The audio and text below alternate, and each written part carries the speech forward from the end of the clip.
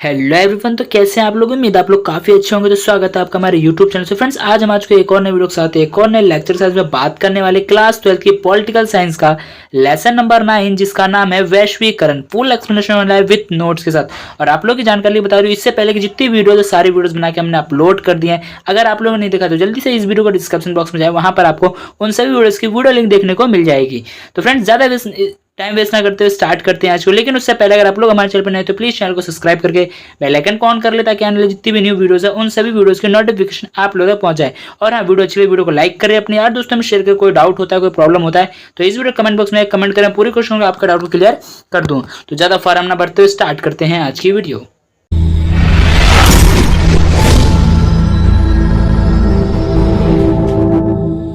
जैसे कि मैंने बताया, आज हम पढ़ने वाले लेसन नंबर 9, जिसका नाम है वैश्वीकरण। वैश्वीकरण का मतलब क्या होता है? जो वैश्वीकरण होता है, वैश्वीकरण मीन्स होता है किसी भी चीज का फ्लो होना, यानी एक स्थान से दूसरे स्थान पर जाना, यानी प्रवाह होना। जिस तरीके से पानी के थ्रू बिजली का प्रवाह होता है, फिर तारों के थ्रू किसका प्रवाह होता है? हमारे करंट का प्रवाह होता है। उसी तरीके से तार के थ्रू किसका प्रवाह होता है? करंट का प्रवाह होता है। उसी तरीके से सेम जो है हमारी विचारधारा का, संस्कृति का, खान पान का और भी कई सारी चीजों का प्रवाह होना ही क्या है? वैश्वीकरण कहलाता है। इतना क्लियर है? ठीक है। अब बात करते हैं जो वैश्वीकरण, हम चैप्टर पे एक्सप्लेन करेंगे तो चैप्टर ज्यादा अच्छे से क्लियर हो जाएगा। ठीक है, तो बात करते हैं वैश्वीकरण पे। सबसे पहले आता है हमारा क्या है? फर्स्ट पॉइंट है वैश्वीकरण का अर्थ। बात करते हैं कि वैश्वीकरण का अर्थ क्या होता है। एक अवधारणा के रूप में वैश्वीकरण का एक बुनियादी अर्थ है प्रवाह। प्रवाह मींस क्या होता है? फ्लो। क्या होना? फ्लो, यानी कि किसी भी चीज का फ्लो होना। ठीक है, कई प्रकार के हो सकते हैं। जो प्रवाह है वो कई प्रकार के हो सकते हैं। विश्व के एक हिस्से से विचारों का दूसरे हिस्से में पहुंचना, पूंजी का एक स्थान से दूसरे स्थान पर जाना, वस्तु का अलग अलग देश में पहुंचना, व्यापार था बेहतर आजीविका की तलाश में जाना, विश्व के विभिन्न हिस्सों में लोगों की आवाजाही प्रवाह कहलाता है।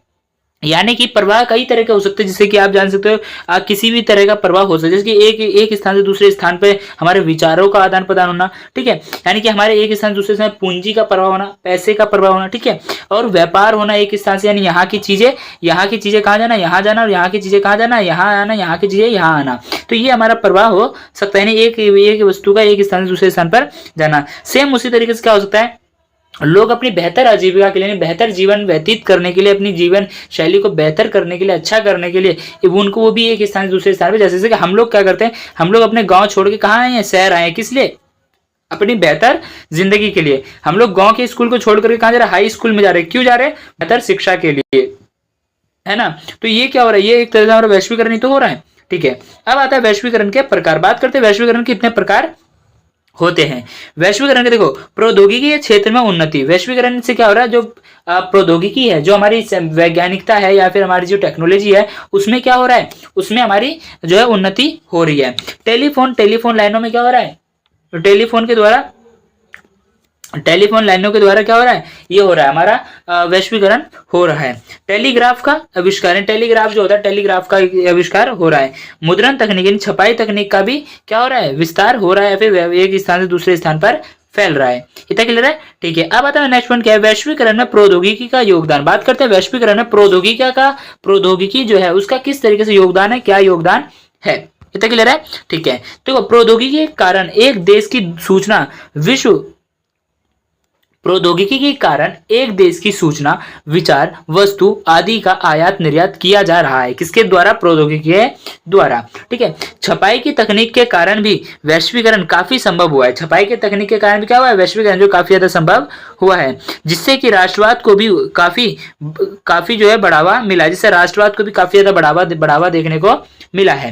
टेलीविजन, टेलीग्राफ और माइक्रोचिप के नए नए आविष्कारों ने विश्व के विभिन्न भागों के बीच संबंध मजबूत किया है। यानी कि टेलीविजन है, टेलीग्राफ है और जो माइक्रोचिप है, इसके नए नए आविष्कारों क्या है? विश्व के विभिन्न भागों में क्या क्या है? विचारों का आदान प्रदान क्या है? विचारों को मजबूत किया या संबंधों को मजबूत किया। यानी हम टेलीफोन लाइनों से क्या करें? हम यहाँ से बात कर रहे हैं अदर कंट्रीज में, है ना, हमारे प्रधानमंत्री वगैरह कर रहे हैं, तो उससे क्या हमारे विचार जो हमारे जो संबंध है वो क्या हो रहे हैं? मजबूत हो रहे हैं ना। सेम उसी तरीके से वैश्वीकरण के राजनीतिक प्रभाव। अब देखना, जो वैश्वीकरण है उससे क्या हमारे राजनीतिक पे भी कोई प्रभाव पड़ा है? क्या हमारे पॉलिटिक्स पे भी कोई प्रभाव पड़ा है? तो देख लेते क्या प्रभाव पड़ा है हमारे पॉलिटिकल पे। आखिर हम इसको पॉलिटिकल में पढ़ रहे तो कुछ ना कुछ तो प्रभाव पड़ा होगा, तो क्या प्रभाव पड़ा वो भी देख लेते हैं। सभी देशों के राजनेताओं के द्वारा वैश्विक नीति तैयार की जाती है। सभी नेताओं द्वारा क्या है, वैश्विक नीति यानी एक विश्व को चलाने के लिए एक नीति तैयार की जाती है। जैसे संयुक्त राष्ट्र संघ में बैठकों के दौरान सभी देश आपस में बातचीत करते हैं, यानी कि संयुक्त राष्ट्र संघ है, वहां पे जो बैठक होती है वहां पे सभी देशों के बैठक के दौरान क्या होता है, सभी देश क्या करते हैं, आपस में बातचीत करते हैं और अपनी नीतियां अपनाते हैं और अपनी अपनी जो भी उन्होंने नीतियां बनाई उसको अपनाते हैं। वर्ल्ड हेल्थ ऑर्गेनाइजेशन है WTO, ठीक है, world health organisation WHO world health organisation, यहाँ पे वर्ल्ड हेल्थ ऑर्गेनाइजेशन विश्व में स्वास्थ्य के लिए कार्यक्रम चलाती है। विश्व में क्या है, स्वास्थ्य से संबंधित जो कार्यक्रम है उसको चलाती है। कौन, WHO।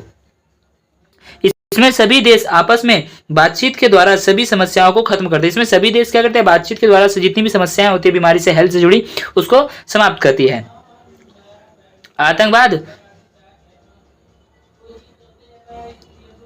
आतंकवाद जैसी बड़ी समस्याओं के लिए सभी देश आपस में मिलजुल कर काम करते हैं। जो आतंकवाद है, आतंकवाद जैसी बड़ी समस्याएं जो होती है, इसके लिए क्या सभी देश आपस में मिलजुल कर क्या करते हैं, काम करते हैं। मीडिया और संचार की नई खोज से राजनीति में मजबूती आई है। ये मीडिया और जो मीडिया है और जो संचार है, इससे इसकी खोज से क्या हुआ है, इसकी खोजने से क्या हुआ है, जो राजनीति है उसमें मजबूती आई है।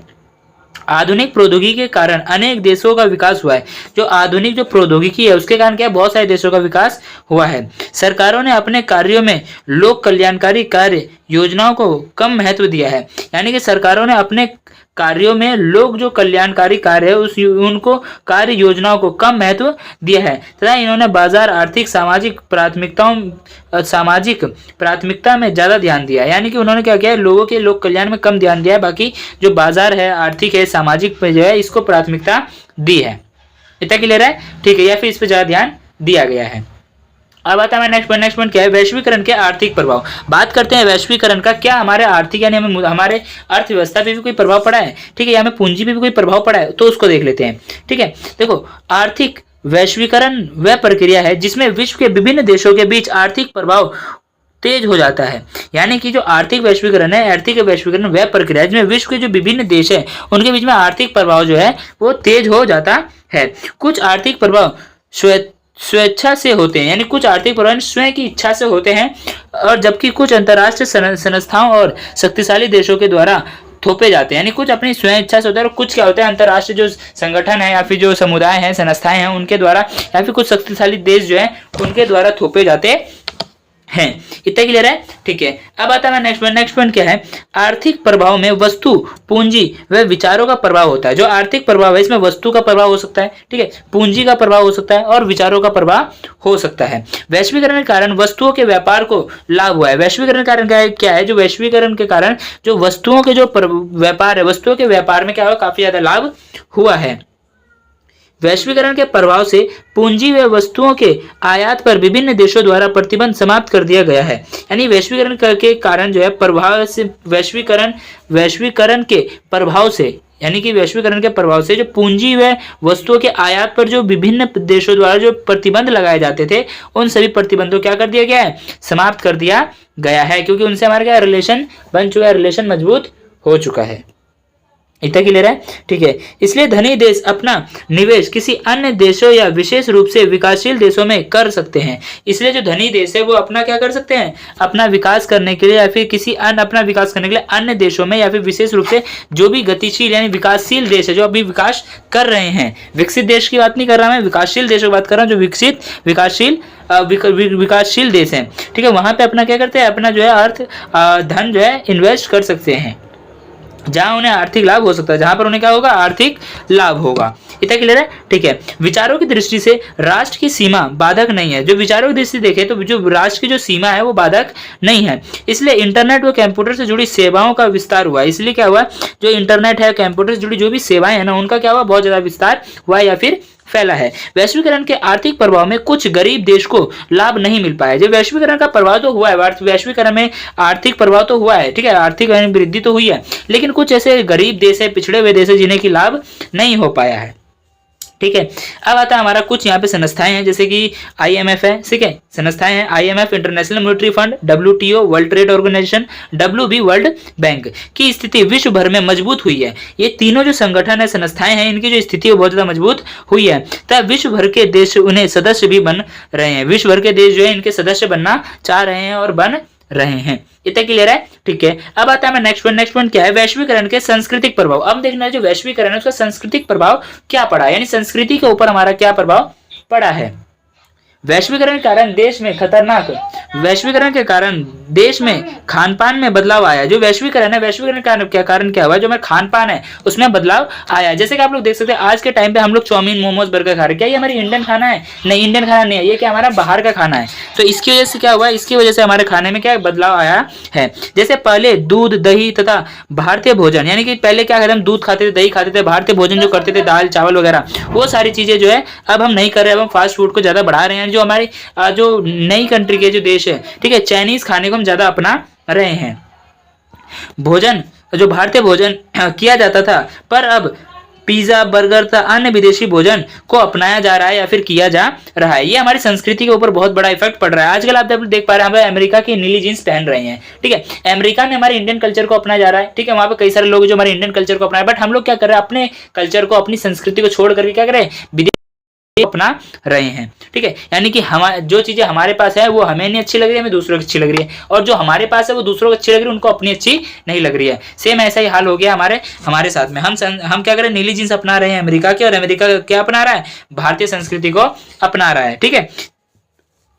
जैसे कि आप लोग देख, अभी कुछ टाइम पहले सिक्किम प्रोजेक्ट हमारा चल रहा था, है ना, तो सिक्किम के लोग तो वो लोग क्या करते हैं, हमारे भारतीय प्रोजेक्ट, हमारे भारतीय को तो अपना रहे थे, भारतीय संस्कृति तो अपना रहे थे वो लोग, है ना, ठीक है। अब आता है नेक्स्ट पॉइंट, वैश्वीकरण के कारण हमारे पहनावे में भी काफी ज्यादा बदलाव आया है। जैसे कि मैंने आपको बता दिया, जैसे नीली जींस अमेरिका के द्वारा दी गई है। नीली जींस किसके द्वारा दी गई है, अमेरिका के द्वारा दी गई है, ठीक है। व्यक्तियों के रहने सहने में भी काफी बदलाव आया है। जैसे यूरोपीय शैली से हम रहते हैं, किसी शैली से रहते हैं, हम यूरोपीय शैली से रह रहे हैं, ठीक है। ज्यादातर लोगों का पश्चिमी सभ्यता की ओर झुकाव ज्यादा बढ़ता जा रहा है। पश्चिमी सभ्यता की ओर हमारा क्या झुकाव बढ़ता जा रहा है, और विदेशी त्योहारों को भी ज्यादा अपनाया जा रहा है। और हम क्या करें, विदेशी त्योहारों को ज्यादा अपना रहे, जैसे क्रिसमस हो गया, वैलेंटाइन डे हो गया, रोज डे हो गया, प्रपोज डे हो गया, पता नहीं कौन कौन से डे आ जाते हैं, है ना। तो हम क्या करें, विदेशी देशों को अपना रहे हैं।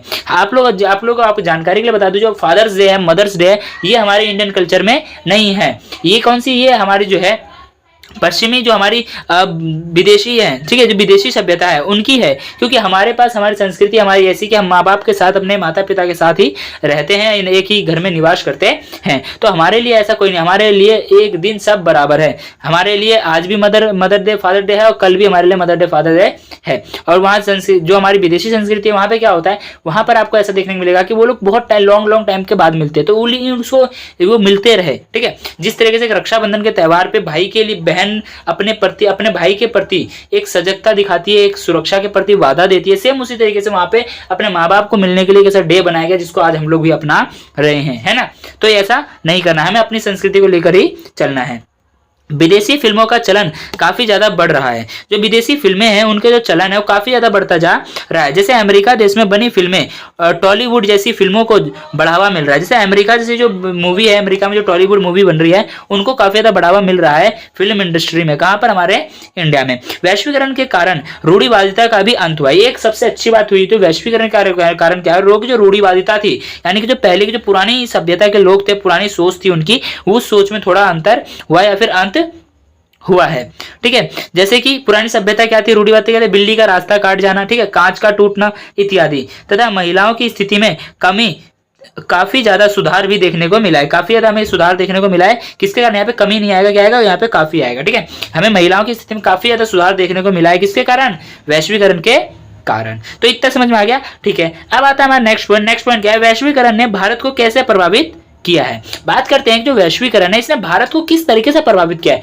आखिर ऐसा क्या क्या किया है भारत ने जिसको इसके ऊपर इफेक्ट पड़ा है, नहीं भारत के ऊपर क्या इफेक्ट पड़ा है हमारे वैश्वीकरण का या टेक्नोलॉजी का। वैश्वीकरण के कारण भारत ने विभिन्न क्षेत्र जैसे व्यापार और निवेश पर बाधाएं हटा दी। यानी कि वैश्वीकरण का क्या कारण क्या है, जो भारत था, भारत ने जो विभिन्न क्षेत्रों पर जो लगाए गए थे, व्यापार पर जो निवेश पर जो भी टैक्स वगैरह लगाए गए थे, उन बाधाओं को हटा दिया। ठीक है, जो भी बाधाएं थी कि तुम यहाँ पे व्यापार नहीं कर सकते, उन बाधाओं को हटा दिया गया।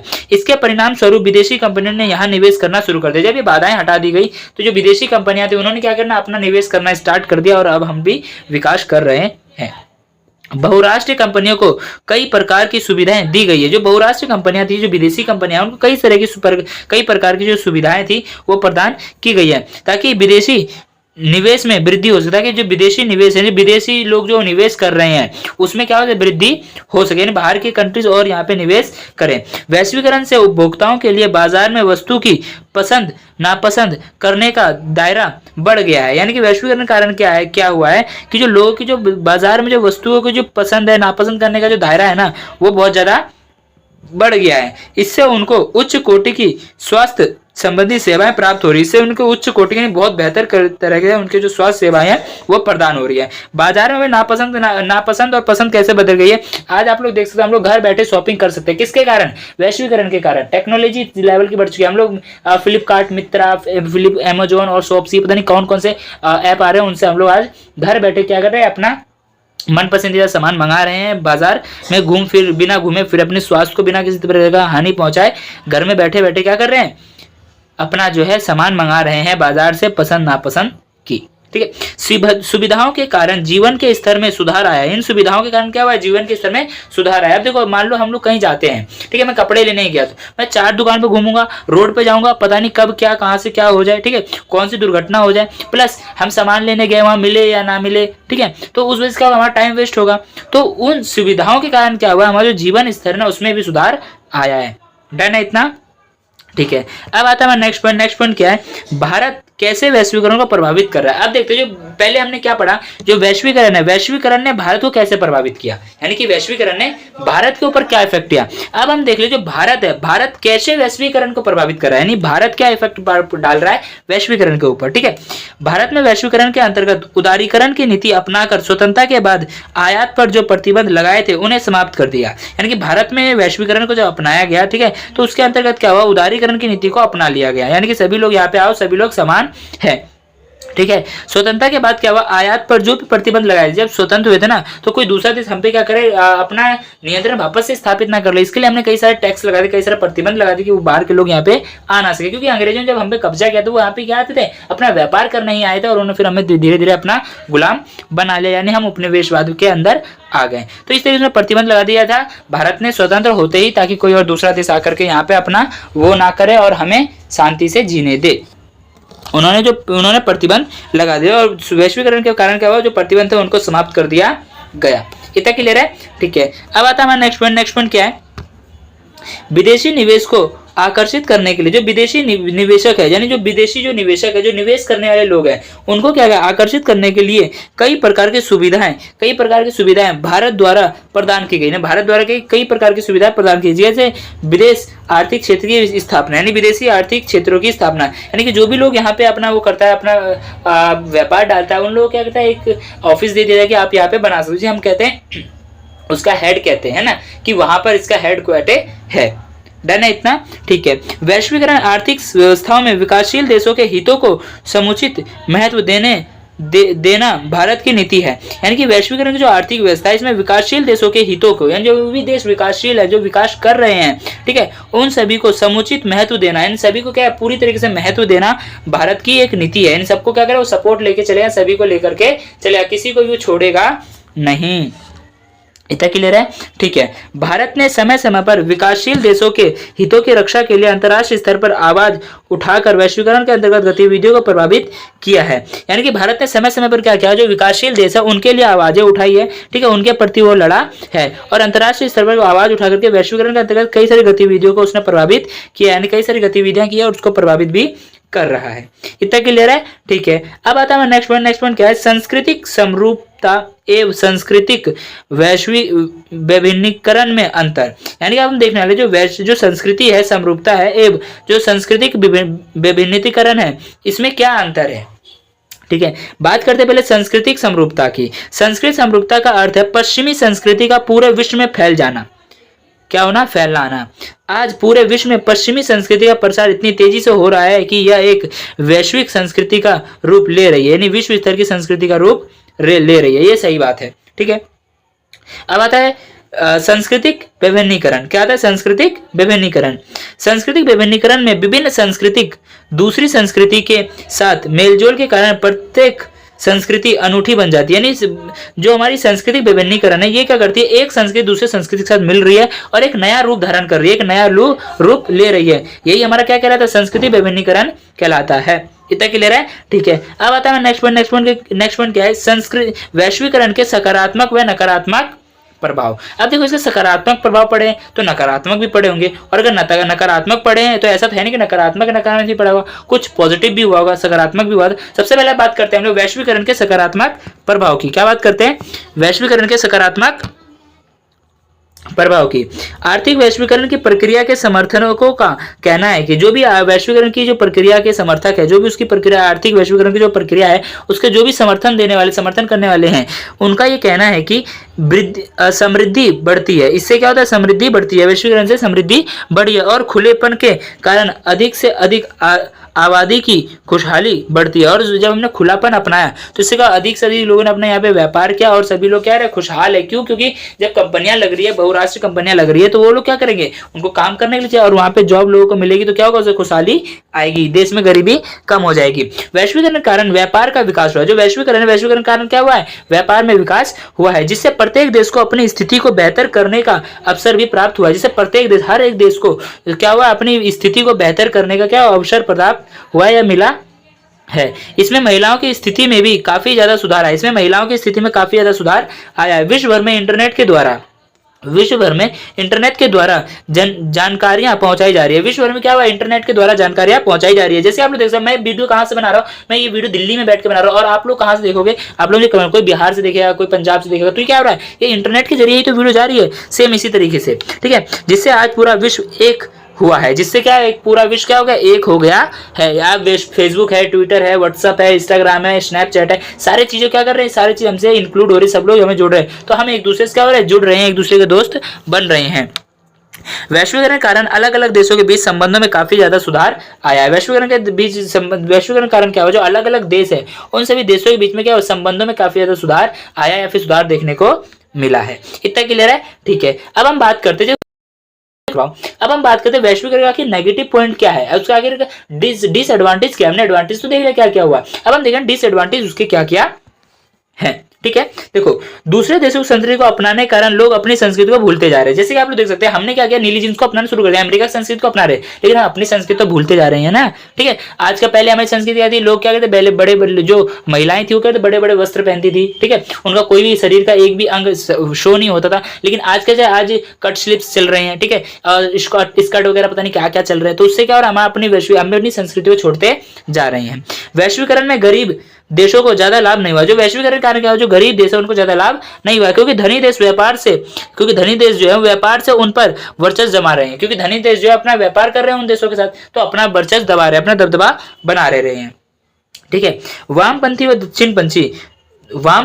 दक्षिणपंथी दोनों समूह ने वैश्वीकरण का विरोध भी किया है। यानी वामपंथी और दक्षिणपंथी दोनों जो पक्ष है, दोनों समूह हैं, इन दोनों ने वैश्वीकरण का विरोध किया है, अपनी संस्कृति को खतरे में देख करके।